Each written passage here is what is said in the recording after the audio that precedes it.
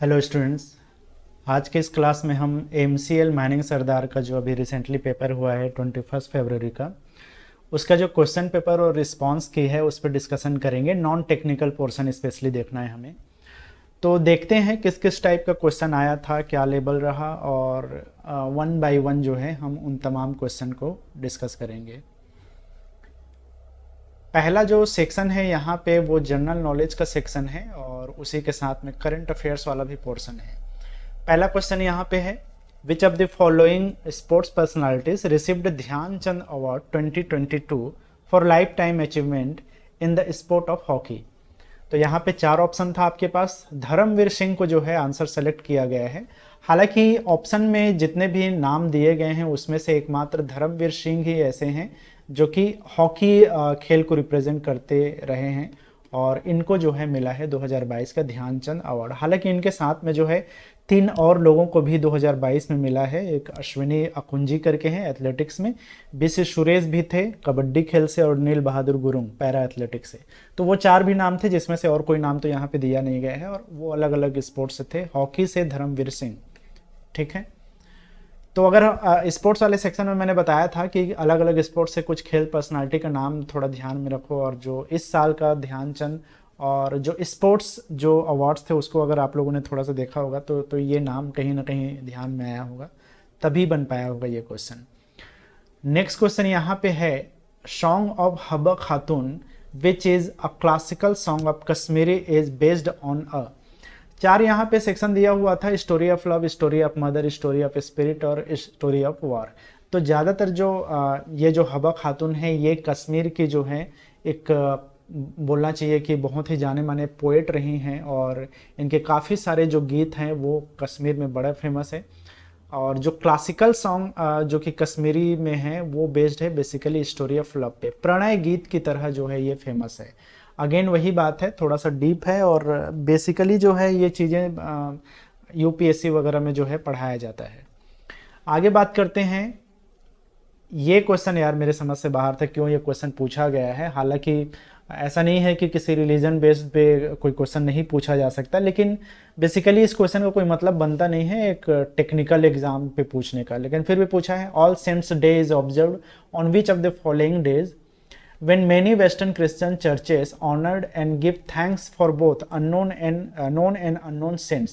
Basically एक ऐसा दिन है जब जितने भी क्रिश्चियन कम्युनिटी के या रिलीजन के जो चर्चेस हैं वो एक ऑनर देता है अपने पुराने संतों को, अपने शहीदों को, और वो दिन चूज किया गया है 1 नवंबर को, 1 नवंबर को ये जो है ऑल सेंट्स डे सेलिब्रेट किया जाता है क्रिश्चियन रिलीजन में, ठीक है।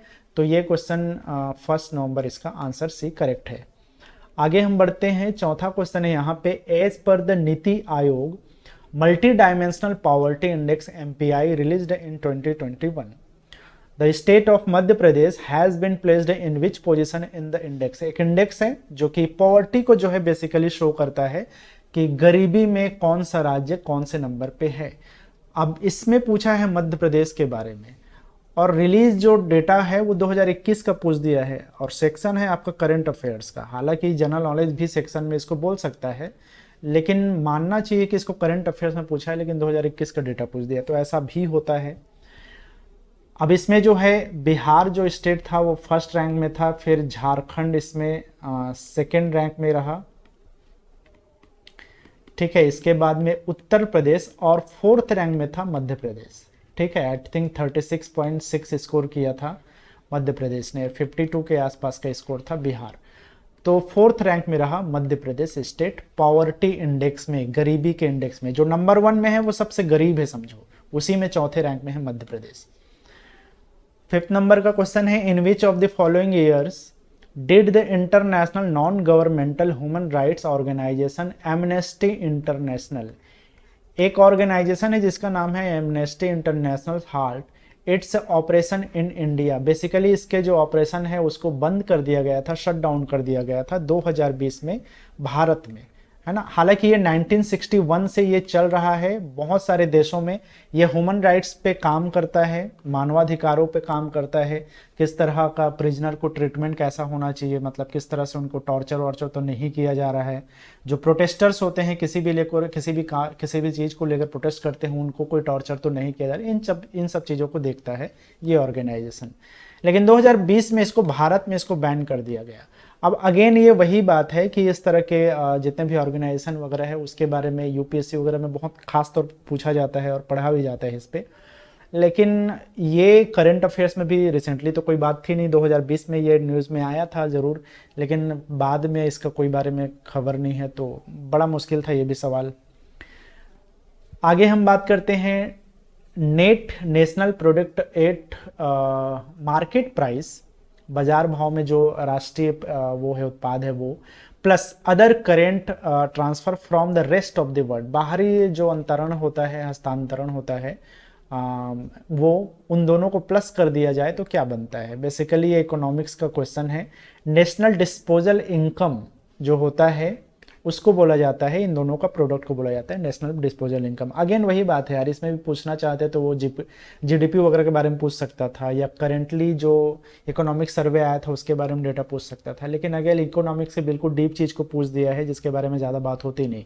डिस्पोजेबल इनकम, तमाम खर्चों को लेकर के बाद में जो इनकम होता है जिसको इंसान अपने हिसाब से यूज़ कर सकता है या उसको किसी चीज़ में लगा सकता है, उस इनकम को बोला जाता है डिस्पोजेबल इनकम। उसके बारे में पूछ दिया है, तो ये दोनों का समेसन होता है ये। ओके, नेक्स्ट क्वेश्चन है the tissue which creates protective boundaries and is involve in the diffusion of ions and molecules is called.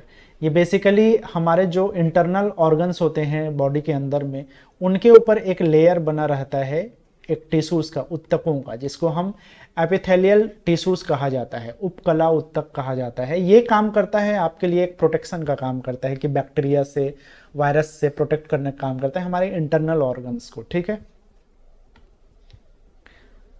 Next section है यहाँ रीजनिंग एंड मैथमेटिकल एबिलिटी। तो यहाँ पे पहला क्वेश्चन है इसमें, in a certain code language eagle is coded as 30, how will frisk be coded in that language. तो eagle को कोड किया गया है 30 के रूप में। पहला काम होता है हमारा बेस नंबर को चेक करना। हमारा ई का जो बेस नंबर होता है वो होता है 5, ए का 1 होता है, जी का 7 होता है, जो एल है उसका 12 होता है और ई का जो है 5 होता है।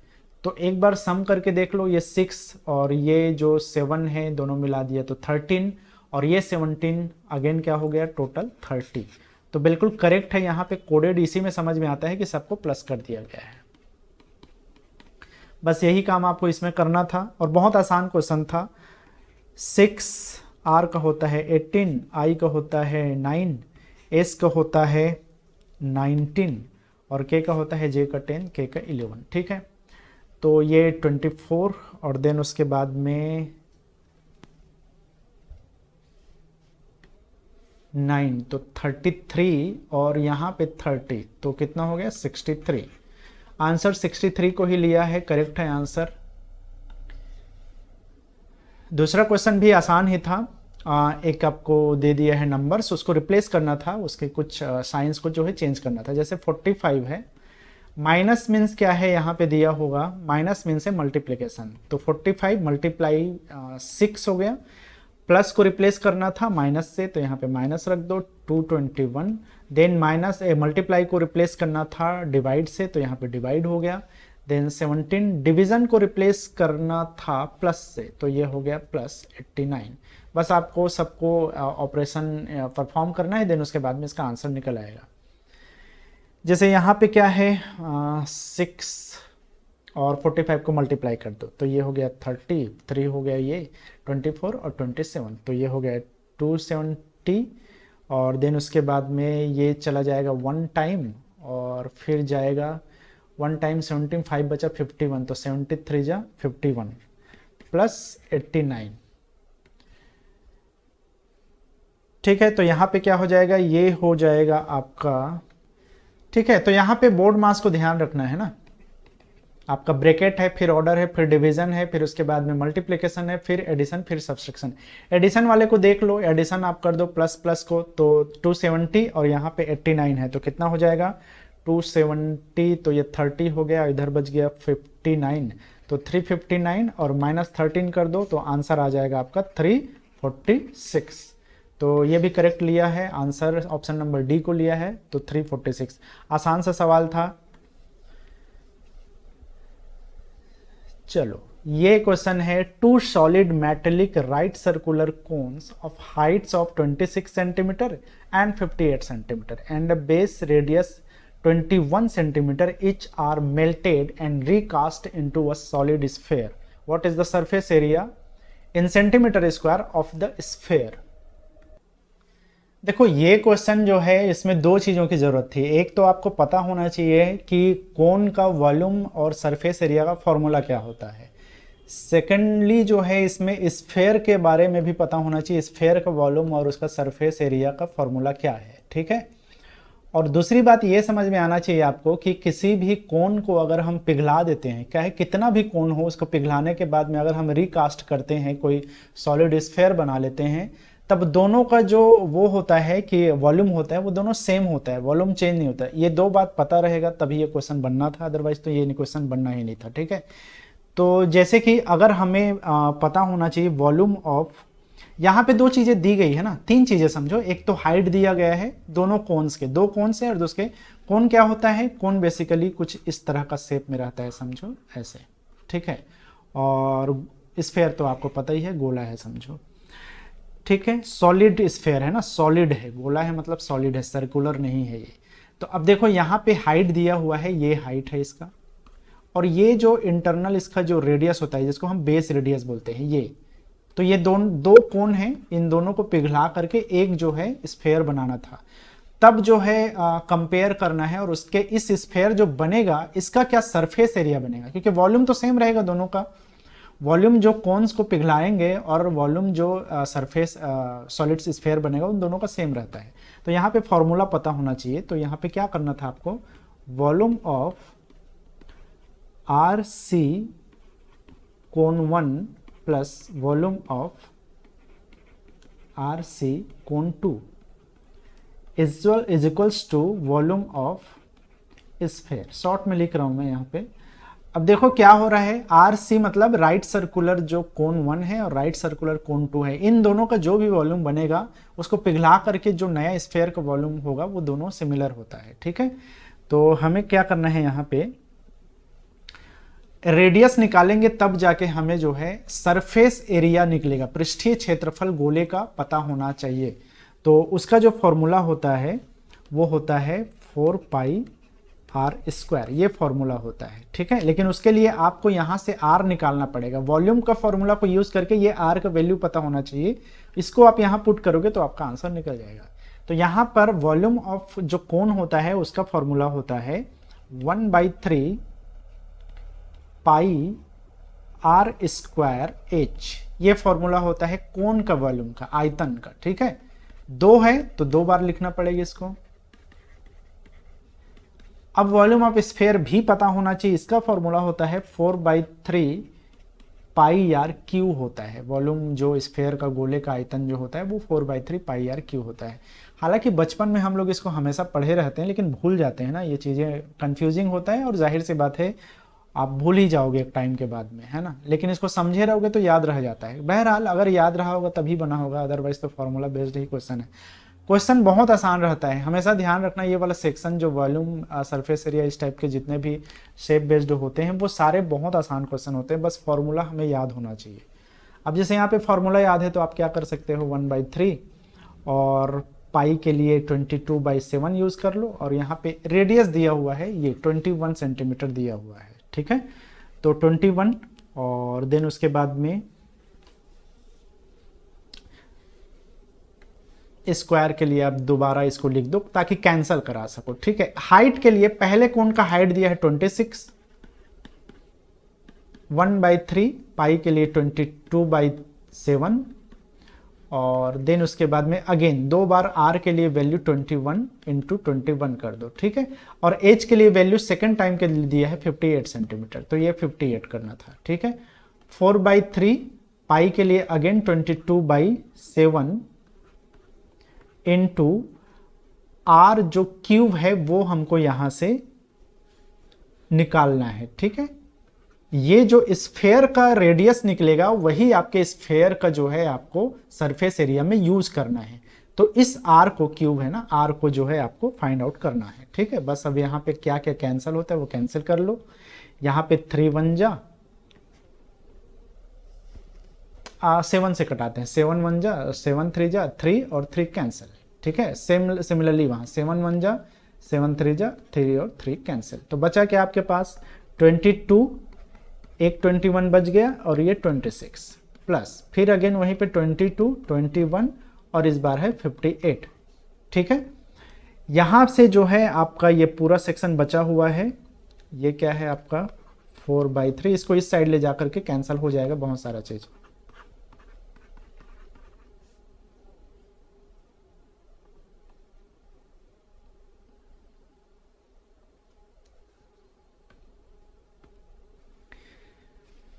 ठीक है, मल्टीप्लाई करते जाओ और जो आंसर आएगा, जो आपका वैल्यू आएगा वही जो है इसका आंसर हो जाएगा, ठीक है। इसको मैं डायरेक्ट यहाँ पे वो कर रहा हूँ ताकि टाइम वेस्ट ना हो, आपको मैनुअली करना पड़ेगा, ठीक है। तो ये जो है 12 0 12 आएगा और ये प्लस 2 6 7 9 6 आएगा, ठीक है। हालांकि आप चाहो तो इधर उधर करके और कैंसिल करा के देख सकते हो, ये 7 और इधर 21 वाला, लेकिन वो 2 सेक्शन में है तो कंफ्यूजिंग हो, इसलिए मैं डायरेक्टली यहाँ पे मल्टीप्लाई कर दिया हूँ, ठीक है। देन उसके बाद में ये तो वही रहेगा similar 4/3 into 22/7 into R cube. अब जो है आपको यहाँ पे आर क्यूब निकालना है, तो आर क्यूब को इस साइड ले आओ, इसको दोनों को ऐड कर दोगे, उसके बाद में आर क्यूब इस साइड में रहेगा, ये दोनों को ऐड कर दो और इसको, इन दोनों को जो है यहाँ से मल्टीप्लाई कर दो। तो क्या हो जाएगा 3 और 7 ऊपर चला जाएगा, 3 इंटू 7 इंटू जो भी यहाँ पे प्लस होगा ये कुछ आया है 38808 और डिवाइडेड बाई यहाँ पे हो जाएगा 4 और 22 नीचे आ जाएगा 4 इंटू 22, ठीक है। अगेन मल्टीप्लाई करो सारे चीज़ों को और कुछ चीज़ें, हाँ नहीं कैंसिल तो नहीं हो गए यहाँ पे कुछ चीज़ें, फिर यहाँ से कैंसिल करा सकते हो, देख लेना, अदरवाइज मल्टीप्लाई कर दो सीधा सीधा। 814968 डिवाइडेड बाई ये कितना हो जाएगा 88 हो जाएगा, ठीक है। अब इसको कैंसिल कराओगे तब जो आपका वैल्यू निकलेगा वो 9261 निकलेगा और ये आर क्यूब की वैल्यू है। आर का जब क्यूब रूट निकालोगे तो ये हो जाएगा 21, ठीक है। तो रेडियस जो निकलता है आपका सरफेस एरिया निकालने के लिए वो है आपका 21, रेडियस का वैल्यू है ये, ठीक है। अब जो है आपको निकालना था, क्वेश्चन में पूछा गया है स्फेयर का आपको निकालना है पृष्ठीय क्षेत्रफल, जिसको हम बोलते हैं आपका सरफेस एरिया, ठीक है। तो वो होता है आपका surface area of sphere is equal to हो जाएगा 4πr²। अब आप देखोगे आपके ऑप्शन में पाई बेस्ड जो है ऑप्शन दिया गया है, जैसे कि यहाँ पे सारे ऑप्शन जो है पाई के साथ में है, तो हमें जो है पाई को सॉल्व ही नहीं करना है, पाई को एज इट इज रखने हैं, बस हमें जो है 4 को मल्टीप्लाई करना है जो रेडियस आपका निकला है उसके साथ में। तो 4π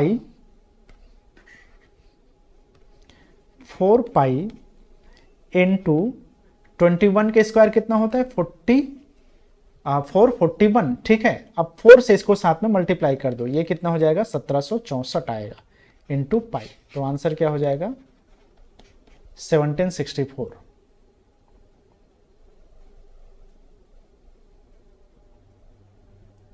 ठीक है, तो ऑप्शन बी लिया हुआ है तो वो बिल्कुल ठीक आंसर है 1764। तो अगेन वही बात है यार, क्वेश्चन बहुत आसान है ना, इसमें सिर्फ फॉर्मूला होना चाहिए और कैलकुलेशन करने में दिक्कत होती है कई बार।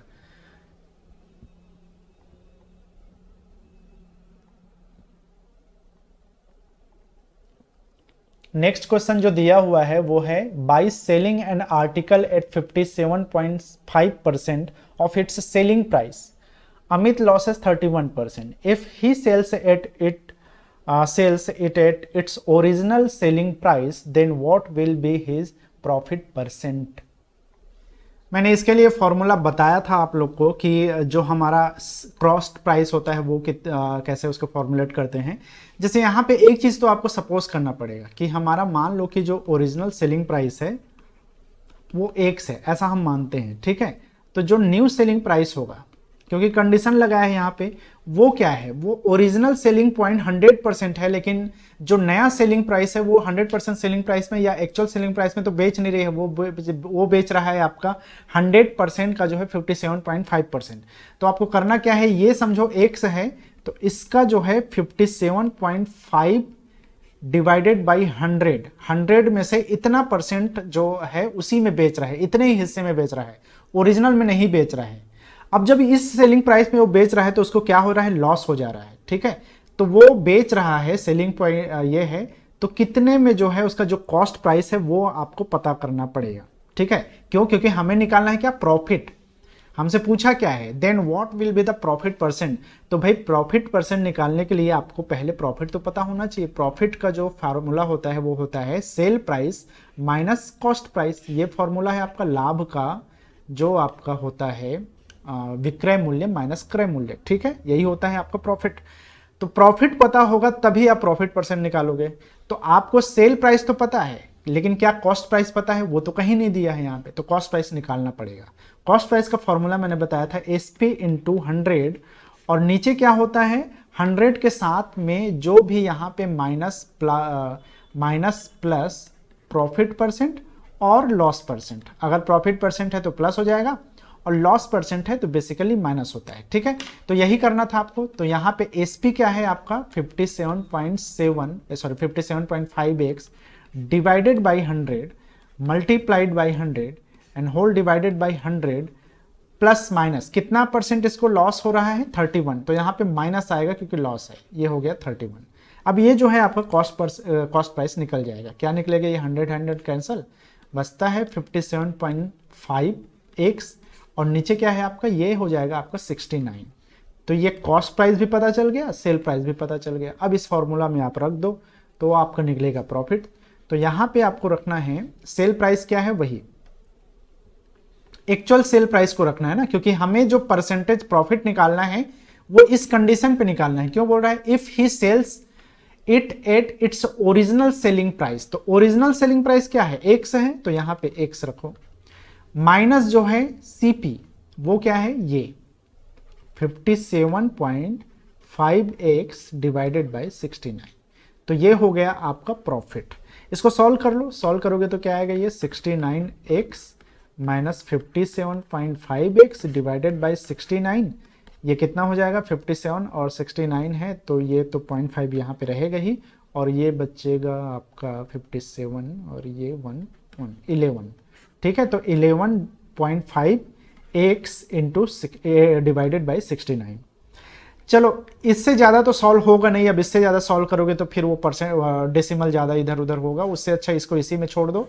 अब आगे जो है आपको निकालना है आंसर इसका, ठीक है। वो क्या है, आंसर निकालने के लिए आपको पूछा है प्रॉफिट परसेंट। तो प्रॉफिट हमें पता है तो हम प्रॉफिट परसेंट निकाल सकते हैं, उसके लिए लेकिन फॉर्मूला याद होना चाहिए। मैंने बताया था प्रॉफिट परसेंटेज इक्वल टू होता है profit divided by cost price into 100। ये फॉर्मूला होता है प्रॉफिट परसेंटेज का, ठीक है। तो प्रॉफिट क्या है हमारा, यहां से हमें पता है 11.5x divided by 69 whole divided by cost price क्या है, ये है 57.5x डिवाइडेड बाई 69, ठीक है। x कैंसल, 69 कैंसल, यहाँ पे 100 होगा मल्टीप्लाई, और आगे जो है इसको आप आसानी से सॉल्व कर सकते हो। तो क्या बचा हुआ है, यहां बचा हुआ है आपका 11.5 और डिवाइडेड बाय क्या बचा है 57.5, सॉरी 57.5, करेक्ट, मल्टीप्लाई 100, ठीक है। अब इसको आप जो है डिवाइड करके देखोगे तभी बनेगा, है ना। तो अब डेसिमल को थोड़ी देर के लिए अवॉइड करो और यहाँ पे ले आओ 575 ऐसे करके, ठीक है। अब सीधा सीधा तो जाएगा नहीं, तो डेसिमल तो शुरू में ही आ जाएगा, तो ये 0 हो जाएगा। और यहाँ पे आपको अगर एक बार में ही देखोगे तो 2 टू जा ही जो है, सॉरी 575 टू जा ही आपका 1150 आ जाता है। तो ये क्या बचा आपका 0.20, ठीक है। तो ये हो जाएगा आपका 0.20 या 2 बोलो, 20 बोलने की जरूरत नहीं है, 2 × 100, तो क्या हो जाएगा ये 20%। तो ये आपका आंसर है। देखो क्वेश्चन तो आसान दिख रहा है, लेकिन बनने के बाद और आंसर आपको पता है तो सपोर्ट हो जाता है थोड़ा, है ना। तो इस कंडीशन में बनाना आसान होता है, लेकिन एग्जाम में इस तरह के क्वेश्चन को करने के लिए थोड़ा सा दिमाग बहुत ज़्यादा चलाना पड़ता है वही पुराने फॉर्मूला, एसपी निकालना है, उसके बाद में सीपी निकालना है, फिर प्रॉफिट का फॉर्मूला और प्रॉफिट परसेंट का फॉर्मूला है बेसिक सा चीज़, लेकिन क्या है कि क्वेश्चन को थोड़ा सा समझना पड़ता है इस टाइप में, ठीक है। अगर बना होगा तो बहुत अच्छी बात है, इस टाइप के क्वेश्चन एग्जाम प्रेशर में कई बार बन नहीं पाता।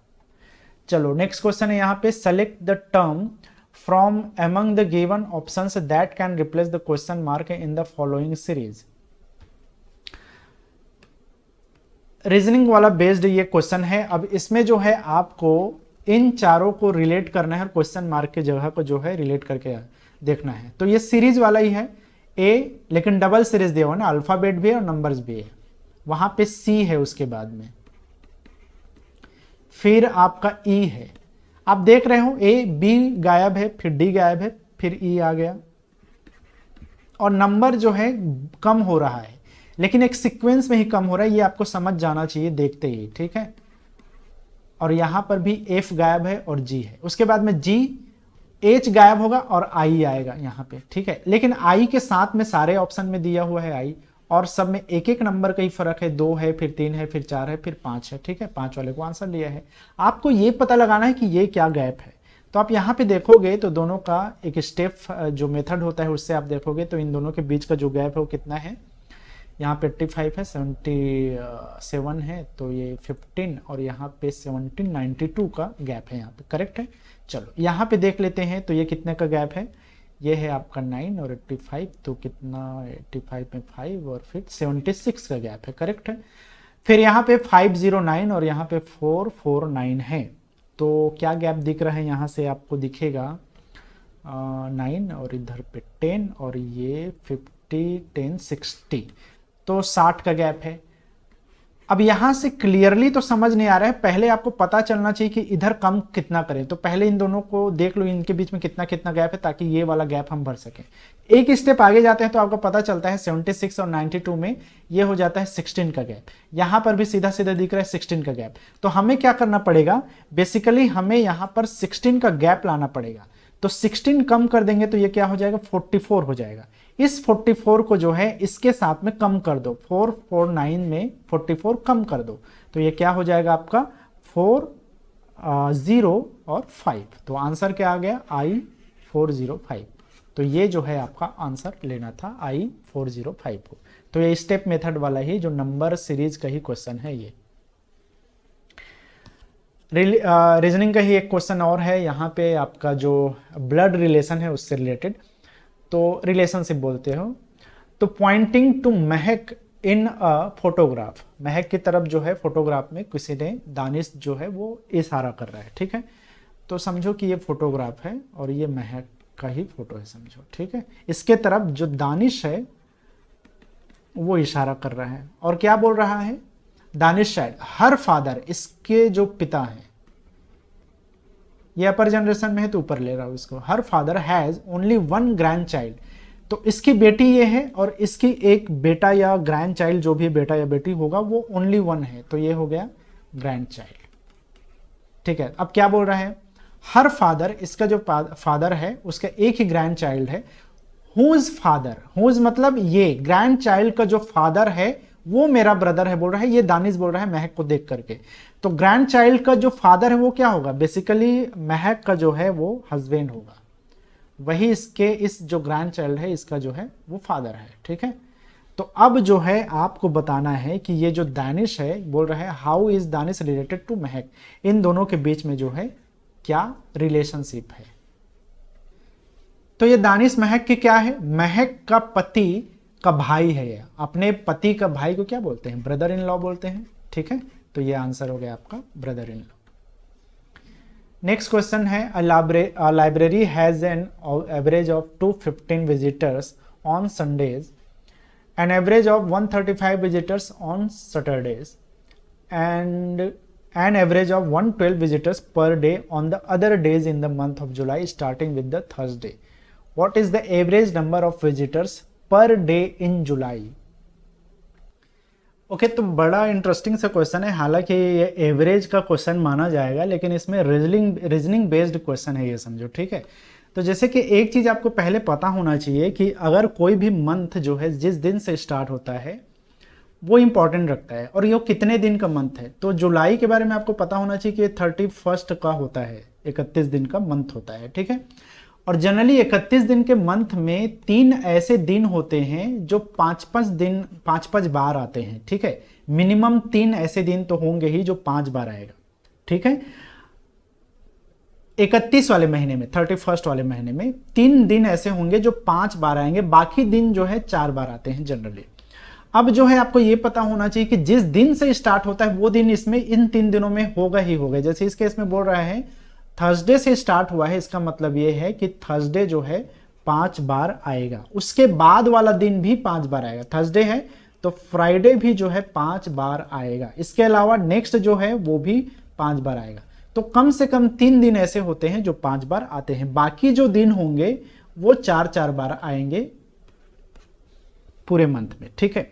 अब देखो एवरेज का फॉर्मूला क्या होता है, एवरेज इज इक्वल टू होता है, जैसे इस केस में हम बना सकते हैं सम ऑफ विजिटर्स, जितने भी विजिटर्स आते हैं चर्च में, चर्च दिया है ना, लाइब्रेरी दिया, सॉरी, सम ऑफ विजिटर्स जो लाइब्रेरी में विजिट करते हैं तो वो कितने हैं, डिवाइडेड बाई टोटल डेज, उस मंथ में टोटल डेज क्या है, जो कि इस केस में 31 है, ठीक है। अब जैसे हम यहाँ पे एवरेज अलग अलग सबके लिए हमें दिया हुआ है, एवरेज संडे में जो विजिटर्स आते हैं उसका 135 दिया है, देन उसके बाद में सॉरी संडे का दिया है 215 और सैटरडे का दिया है 135 और बाकी दिन का दिया है 112 जो वो है विजिटर्स है वो है, ठीक है। अब जैसे सम निकालना है हमें, सम निकालेंगे तभी सबको एक साथ सम करके हमें जो है एवरेज निकालना है, टोटल एवरेज निकालना है हमें। तो पहले तो सम ऑफ विजिटर्स, सारे विजिटर्स को ऐड करना पड़ेगा। ओके तो हम यहां पर निकालते हैं some of visitors on Sunday, ठीक है। तो संडे को विजिटर्स कितने आते हैं 250, ये एवरेज है, ठीक है, एवरेज ऑफ 215 विजिटर। तो यहां पे देखो सम ऑफ विजिटर निकालना है तो एवरेज मल्टीप्लाई क्या हो जाएगा टोटल डेज, तो एवरेज कितना है हमारा 215, और संडे की बात हो रही है तो कितने संडे होंगे जुलाई में, तो देखो थर्सडे तो 5 होंगे, फ्राइडे 5 होंगे, सैटरडे 5 होंगे, लेकिन बाकी जो दिन है वो 4-4 बार है, इसका मतलब ये है कि संडे भी 4 बार आएगा, ठीक है। दोनों को मल्टीप्लाई कर दो कितना हो जाएगा 0 और 4 1 जा 4 और देन उसके बाद में 1 2, तो ये 6 और ये 4 2 जा 8, तो 860 हो गया, जो कि टोटल लोग आते हैं संडे के दिनों में, ठीक है, इतने लोग। अब देन उसके बाद में दिया है सम ऑफ विजिटर्स ऑन, कौन सा दिया है एवरेज में, सैटरडे के लिए दिया है, ठीक है। तो सैटरडे को जितने लोग आएंगे उसको भी ऐड कर लो। तो अगेन हम क्या करेंगे, सम ऑफ विजिटर निकालने के लिए एवरेज इनटू टोटल डेज, तो एवरेज क्या दिया है सैटरडे के लिए, एवरेज दिया है 112, तो 112 सैटरडे को कितने लोग आते हैं, तो देखो थर्सडे को 5 लोग, थर्सडे 5 बार आएगा, फ्राइडे 5 बार आएगा, सैटरडे भी 5 बार आएगा। तो यहां पर हम सैटरडे के लिए निकाल रहे हैं तो इसको 5 से मल्टीप्लाई कर दो, ठीक है। टोटल डेज कितने हैं 5 बार सैटरडे आएगा, और हर सैटरडे को 112 लोग आते हैं, तो 5 सैटरडे को टोटल कितने लोग आएंगे, दोनों को मल्टीप्लाई, अच्छा ये 135 है ना, ठीक है, ये 135 है, मल्टीप्लाई कर दो तो ये 5 5 जा 25, तो 5 हो गया, 2 बच गया, 15 और 2 7 और 15 1 जा 1 बच गया, तो ये 6, तो 675 जो है आपके सैटरडे के दिन आते हैं, टोटल सैटरडे, पांचों सैटरडे को मिला करके 675 लोग आते हैं, 4 संडे को मिला करके टोटल 860 लोग आते हैं, ठीक है। अब जो दो लोगों का तो एवरेज हमें दिया था, सैटरडे और संडे का एवरेज दिया था, इसके अलावा बाकी दिनों का एवरेज दिया है 112, तो अदर डेज के लिए हम बोल सकते हैं some of visitors on other days, बाकी दिनों के लिए जो कुल लोग हैं वो कितने हैं, तो बाकी दिनों के लिए जो एवरेज दिया है वो कितना है 112 है। अब बाकी दिन बचा क्या, देखो 31 दिन का महीना है, 4 संडे निकल गया, 5 सैटरडे निकल गया, तो 9 दिन चला गया, बचा क्या आपके पास 22 दिन बच गया, तो इस 22 दिन को आप अदर डे में काउंट करोगे, ठीक है। तो इस दोनों को मल्टीप्लाई कर दोगे तो कितना हो जाएगा 2 2 जा 4, 2 1 जा 2 और अच्छा 22 से ले लो ना यार सीधा, उसके बाद में 22 2 जा 44 का 4 और देन उसके 22 बच जा तो ये 26 का 6 और ये 22 1 जा और 2 24 64 जो है इसका आ जाता है बाकी दिनों के लिए। अब आपको करना क्या है, आपसे क्वेश्चन क्या पूछा है, what is the average number of visitors per day in July. Per day बोल रहा है मतलब हर एक दिन के लिए आपको निकालना है, तो एवरेज निकालना है टोटल के लिए। ठीक है, तो हमारा टोटल जो एवरेज बनेगा यहां पे वो बन जाएगा कितना, सबको ऐड कर दो, 860 प्लस 675, थोड़ा सा इधर करते हैं इसको,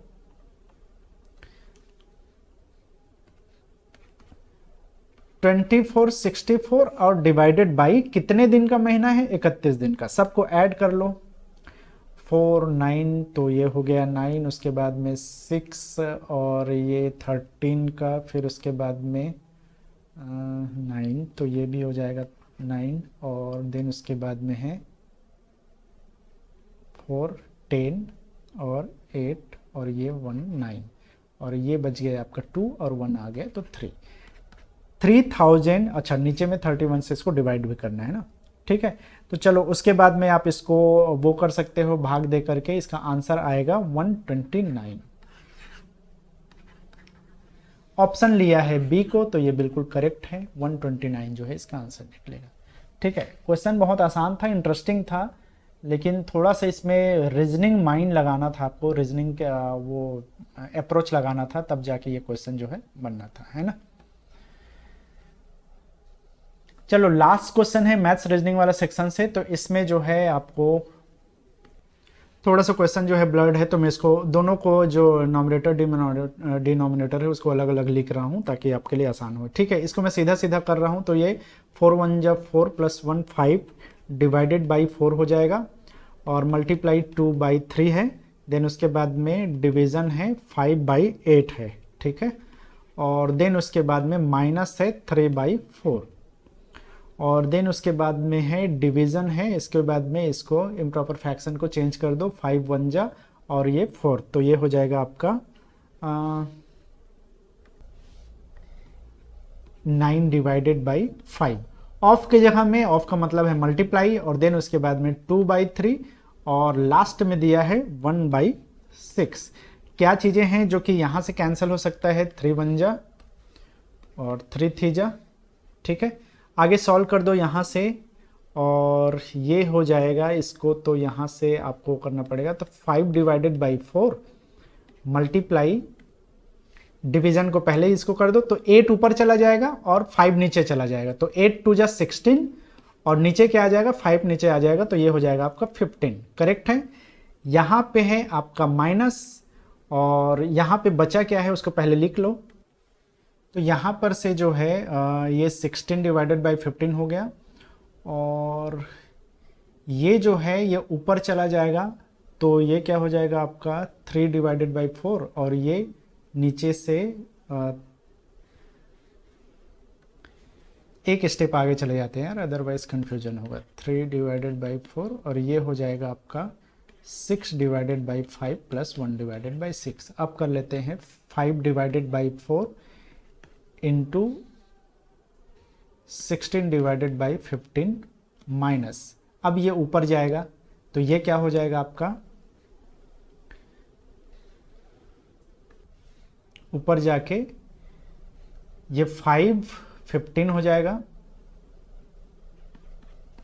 और यहां पर से ये नीचे आएगा आपका 4 इंटू 6,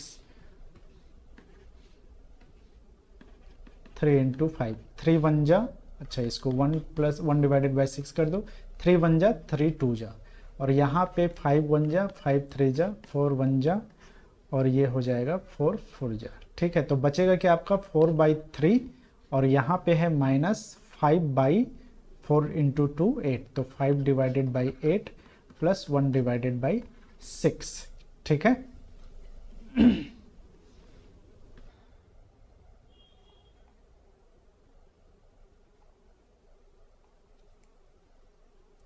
ठीक है। तो आगे जो है आपको वही बोर्ड मास रूल को फॉलो करना है, यहाँ पे प्लस है, यहाँ पे प्लस है, इन दोनों को पहले ऐड कर दो, तो 4 by 3 +1 divided by 6 minus 5 divided by 8। आप चाहो तो इसको एलसीएम मेथड भी फॉलो कर सकते हो, या छोटे नंबर्स है तो आप चाहो तो क्रॉस मल्टीप्लिकेशन सीधा सीधा कर सकते हो। तो ये 6 4 जा 24 और +3 हो जाएगा, तो ये 27 divided by 18 minus 5 divided by 8। ठीक है, अब ये जो है आपका 9 से चला जाएगा, ये 2 जा और ये 3 जा, देन बचा क्या है आपके पास में 3 divided by 2 minus 5 divided by 8। Exam में हालांकि इतना चीज करना नहीं रहता, सीधा सीधा शॉर्टकट में ही करना होता है, यहाँ समझाने के लिए मैं आपको बता दे रहा हूँ। ये आप अगेन क्रॉस मल्टीप्लिकेशन कर सकते हो। तो यहाँ पे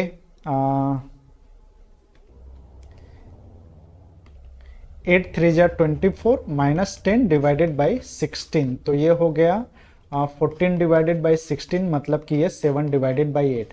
तो ये ऊपर की बात है। अब अगर हम डिनोमिनेटर को अगर हम सॉल्व करें तो डिनोमिनेटर का एक लेयर अलग से बनेगा, तो उसको देख लेते हैं यहीं पे।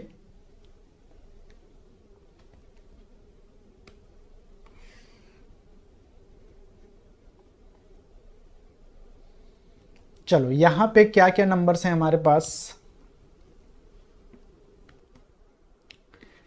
28 डिवाइडेड बाई 5 मल्टीप्लाई 20 माइनस 17 है, तो इसको सीधा सीधा 30 और इंटू 10 है, तो सीधा इसको आप जो है इंटू 10 कर दो। ठीक है, माइनस यहाँ पे है 19 माइनस 14 है, दैट मीन्स यहाँ पे 5 आ जाएगा और ये ब्रैकेट बंद है। देन उसके बाद में बाहर है आपका 11 इंटू 5 डिवाइडेड बाई 7, तो 77 प्लस 5 82 डिवाइडेड बाई 7। तो ये कुछ इस तरह का नंबर है आपके नीचे वाले सेक्शन में। ठीक है, तो आगे इसको क्या करना है आपको, 28 डिवाइडेड बाई 15 हो जाएगा ये, और उसके बाद में यहां पर है आपका 10 माइनस 5 और देन है इसके बाद में डिवाइडेड बाई 82 डिवाइडेड बाई 7 है। ठीक है, तो यहां पे अगेन आपको 28 डिवाइडेड बाई 15 इंटू 10 माइनस 5 और ये है आपका 82 बाई 7। क्या सॉल्व कर सकते हो यहाँ से, एक तो 5 2 जा है, ये 5 3 जा है और बस इतना ही जाएगा ना। चलो तो ये सीधा सीधा मल्टीप्लाई कर दो, 28 2 जा 56 डिवाइडेड बाई 3 माइनस 5। सॉल्व कर दो, क्या होगा यहाँ पे 56 माइनस 15, ये हो जाएगा आपका 41 डिवाइडेड बाई नीचे में 3। अब ये जो होल डिवाइडेड बाई है यहाँ पे इसको ऊपर ले जाओ 7 को और नीचे ले जाओ आप 82 को। ठीक है, तो एक चीज समझ में आता है, ये 1 जा और ये 2 जा, तो बचेगा आपके पास 7 डिवाइडेड बाई 6। हमारे पास वहां पे नॉमिनेटर में था 7 डिवाइडेड बाई 8 और यहाँ पे है आपका 7 डिवाइडेड बाई 6, तो 6 ऊपर और 7 नीचे, बचेगा क्या आपके पास 6 डिवाइडेड बाई 8 और इसको आप लिख सकते हो 3 डिवाइडेड बाई 4। तो आंसर आपके पास आया होगा 3/4। तो देखो क्वेश्चन आसान है, पूरा आपको प्लस माइनस डिवीजन मल्टीप्लिकेशन यही सब करना रहता है, लेकिन हाँ थोड़ा सा इरिटेटिंग लगता है क्योंकि कैलकुलेशन थोड़ा सा लेंदी हो जाता है। हालांकि इसमें से कई स्टेप ऐसे थे जो कि आप स्किप कर सकते थे सीधा सीधा, क्योंकि आपको मेनली समझ में आना चाहिए था। ठीक है, तो आंसर तो निकालना ही था आपको, तो उसके बेसिस पे यहाँ पे आंसर निकला है 3/4। चलो आगे बढ़ते हैं। जो हमारा हिंदी वाला सेक्शन है, आसान से क्वेश्चन थे, उसकी असावधानी का परिणाम यह हुआ कि हम हार गए। परिमाण का मतलब होता है मात्रा, प्रणाम नमस्कार होता है, प्रमाण कोई भी साक्ष्य देना होता है, तो आंसर है यहाँ पे परिणाम। सिंपल हिंदी के क्वेश्चन पूछे गए हैं। इंग्लिश वाला सेक्शन यहाँ पे है। देखो यहाँ पे दिया गया है कि एक सब्स्टिट्यूशन जो है आपको निकालना था, जो अंडरलाइन वर्ड है उस पे ग्रुप। ग्रुप का मतलब होता है समूह या दल। यहाँ पे दिया हुआ है a group of Siberian cranes has arrived in Bharatpur bird sanctuary. जो भरतपुर बर्ड सेंचुरी है वहाँ पे क्रेन्स जो आते हैं, जिसको सारस बोलते हैं, साइबेरियन सारस भी बोलते हैं हिंदी में, तो इनके जो ग्रुप है उसके लिए कोई शब्द यहाँ पे यूज करना था। ठीक है, इंग्लिश का थोड़ा बहुत नॉलेज होगा तभी ये बनता है। जैसे कि यहाँ पे बैंड जो होता है ये किसके लिए प्रयोग किया जाता है, जो हमारा ऑर्केस्ट्रा वगैरह है उसके लिए, या कोई ऐसा गैंग है, कोई नेटवर्क है, कोई माफिया गिरोह है, उसके लिए भी हो सकता है, लेकिन जनरली जो है ऑर्केस्ट्रा, कोई म्यूजिकल बैंड, इसके लिए यूज होता है। जो हर्ड जो शब्द है ये बेसिकली जो पशु होते हैं, जानवर होते हैं, उनके लिए यूज किया जाता है इसको। ट्रूप जो होता है, हालांकि ये अलग अलग सेंसेस में यूज़ किया जाता है। जो ट्रूप शब्द है वो कई बार जो है अनुभवी व्यक्ति, जो एक्सपीरियंस्ड पर्सन होता है या जो भरोसेमंद इंसान होता है उसके लिए भी प्रयोग किया जाता है, या भी किसी प्ले के लिए, कोई तमाशा के लिए कोई ग्रुप होता है उसको यूज़ किया जाता है। यहाँ पर पक्षियों के ग्रुप के लिए जो फ्लोक शब्द है, जो उड़ने वाले, फ्लाई करने वाले जो समूह होता है पक्षियों का, उसके लिए यूज़ किया जाता है, समूह के लिए फ्लोक। नेक्स्ट क्वेश्चन यहाँ पे है, select the most appropriate option to fill in the blanks. यहाँ पर जो है 2 ब्लैंक स्पेस है, उसके लिए चूज करना है आपको वर्ड जो है। Children like to read Panchatantra story. जो पंचतंत्र की कहानियां उसको बच्चे पसंद करते हैं। क्यों पसंद करते हैं? तो क्यों के मतलब तो बिकॉज ही आएगा यहाँ पे। The majority of the characters are animal. क्यों? क्योंकि ज्यादातर जो उसके जो कैरेक्टर है वो पशु हैं, जानवर हैं, एनिमल्स हैं। They can clearly recall the tales. अगर देखो ये वाला शब्द आपने चूज किया है तो उसके ग्रुप से ही चूज करना पड़ेगा, मेक से। तो यहां पर समझना था आपको बिकॉज आना था और यहां पे मेक आना था। ठीक है, ऑप्शन नंबर डी करेक्ट है। 4th नंबर क्वेश्चन है, यहाँ पे आपको सीक्वेंस यहाँ पे बनाना है कि ये जो कहानी है, छोटा सा एक कहानी दिया गया है समझो, इस कहानी का क्या सिचुएशन बनता है उसके हिसाब से आपको रीअरेंज करना था इन सारे सेंटेंसेस को। ठीक है, जैसे यहाँ पे पहला में दिया गया है, once there was a young fisher boy. जहां पर वंस आता है वहीं पे फर्स्ट वाला सेक्शन तो वहीं पर आ जाता है। ठीक है, इस तरह का पैराग्राफ को क्रैक करने का यही तरीका है। ठीक है, तो इसको मीनिंगफुल बनाना था। और यहाँ पे है, once there was a young fisher boy called Javed. Javed नाम का कोई एक मछुआरा था, युवा मछुआरा लड़का था। For an entire days work he received only 5 rupees. He was a poor. जैसे कि किसी भी कैरेक्टर को इंट्रोड्यूस करने के बाद में उसके बारे में कुछ कहा जाता है, तो क्या कहा गया है, कैरेक्टरिस्टिक इसमें बताया गया है। He was a poor school boy. छोटा था, मतलब कि गरीब स्कूली छात्र है। Who helped his mother sell red crabs. जिसने अपनी माँ को लाल केकड़े बेचने में मदद करता था। ठीक है, for an entire days work he received only 5 rupees yet he was happy. पूरे दिन काम करने के बाद 5 रुपये मिला, फिर भी वो खुश था, संतुष्ट था। तो क्या सीक्वेंस बनता है, फर्स्ट है, उसके बाद में ये, फिर 3 और ये 4। तो ACBD ये ऑप्शन है। लास्ट क्वेश्चन है, वाक्य विन्यास की दृष्टि से शुद्ध वाक्य का चयन कीजिए। पिताजी की बीमारी, खर्च हो चुकी थी घर की सारी जमा पूंजी। कहीं से भी सीक्वेंस नहीं दिख रहा है। सेकंड है, घर की सारी जमा पूंजी पिताजी के बीमारी में खर्च हो चुकी। ये इतना आसान क्वेश्चन था कि चारों ऑप्शन में क्लियरली दिख ही जा रहा है, क्योंकि सीक्वेंस यही है। वाक्य विन्यास का मतलब है सेंटेंस को जो है सिंटेक्स में उसको जमाना था। ठीक है, तो ऑप्शन नंबर बी। तो इस तरीके के देखो, ज्यादातर करंट अफेयर जनरल नॉलेज वाले क्वेश्चन बहुत टफ थे, इररेलेवेंट मैं मानता हूं, क्योंकि जरूरत थी नहीं उस टाइप से पूछने का। मैथ्स रीजनिंग ठीक ठाक क्वेश्चन थे। मैथ्स के कुछ क्वेश्चन में ऐसा था कि जो कि आपके कैलकुलेशन को थोड़ा मल्टीपल स्टेजेस तक ले जा रहा था। अदरवाइज मैथ्स रीजनिंग बहुत आसान थे, ज़्यादा उसमें था नहीं। हिंदी के, इंग्लिश के क्वेश्चन बहुत आसान थे। तो अगर आपने 20 में, अगर इसमें 10, 12, 15 तो कर ही सकते थे, क्योंकि वो जनरल नॉलेज वाला सेक्शन ही ऐसा था जिसमें तुक्का ही मार सकते थे ज़्यादातर चीज़ों में। ठीक है, लेकिन बाकी जो सेक्शन है वो ठीक ही था। तो 10, 12 क्वेश्चन, 15 क्वेश्चन तक किए हो गए तो बहुत अच्छा है। 10 क्वेश्चन भी किए हो तो बहुत अच्छी बात है, क्योंकि थोड़ा सा टफ सेक्शन में आएगा। चलो आज के लिए इतने ही, मिलते हैं हम लोग नेक्स्ट सेशन में।